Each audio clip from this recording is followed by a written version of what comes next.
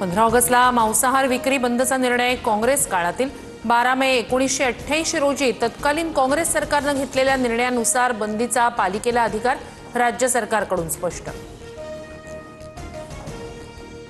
15 ऑगस्टला मांस विक्रीसह कत्तलखाने बंद ठेवण्याचा निर्णय कल्याण डोंबिवली नागपूर मालेगाव छत्रपती संभाजीनगर महापालिकांचं फरमान। तो निर्णयाविरोधात कल्याणमध्ये खाटीक संघटनेचा पालिकेच्या गेटवर मटण विक्रीचा इशारा। कुणी काय खावं यावर बंदी घालणं योग्य नाही, लोकांच्या भावनाही महत्त्वाच्या। 15 ऑगस्ट दिवशी मांसाहार बंदीबाबत उपमुख्यमंत्री अजित पवारांचं मत। कल्याण डोंबिवलीच्या आयुक्तांना बडतर्फ करा, स्वातंत्र्यदिनी आम्ही काय खावं हा सांगण्याचा अधिकार आयुक्तांना नाही। 15 ऑगस्टला मांसाहार बंदीच्या आदेशानंतर आमदार आदित्य ठाकरे संतापले। दादरमधील आंदोलनाच्या पार्श्वभूमीवर मराठी एकीकरण समितीला पोलिसांची नोटीस। कबूतरखाना कायमचा बंद करण्यासाठी मराठी एकीकरण समिती आंदोलनाच्या पावित्र्यात जैन समुदायाला उत्तर देणार।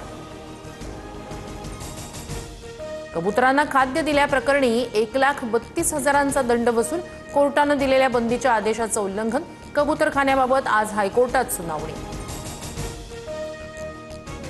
तुळजाभवानी मंदिर नूतनीकरणाला जितेंद्र आव्हाडांचा विरोध, मंदिराला कुणालाही हात लावू देणार नाही आव्हाडांचा इशारा। तर धाराशिवमध्ये आव्हाडांच्या गाडीसमोर भाजप कार्यकर्त्यांची निदर्शनं।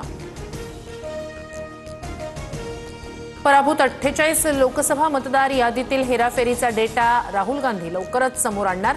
7 ते 8 टप्प्यात यादी जाहीर करणार, सूत्रांची माहिती।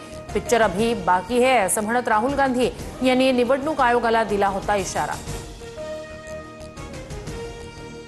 एक वॉर्ड एक उमेदवार निवडणुकीसह मतदार याद्यांबाबत विशेष पुनरीक्षण कार्यक्रम घ्या, मनसेच्या शिष्टमंडळाची राज्य निवडणूक आयोगाकडे मागणी। राज ठाकरे सध्या तरी आमच्या आघाडीत नाहीत, मात्र 2 भाऊ एकत्र येत असतील तर आम्हाला अडचण नाही। ठाकरे बंधू युतीवर काँग्रेस नेते रमेश चेन्नीथला यांचं मोठं वक्तव्य। पर्यावरणाचं प्रेम यांच्याकडून शिकायचं का? पीओपी मूर्ती संदर्भातील अनिल काकोडकरांच्या समितीवर उद्धव ठाकरेंची टीका। तर आरेचं जंगल कापणाऱ्यांच्या सूचना का ऐकायच्या असं म्हणत सरकारवरही निशाणा।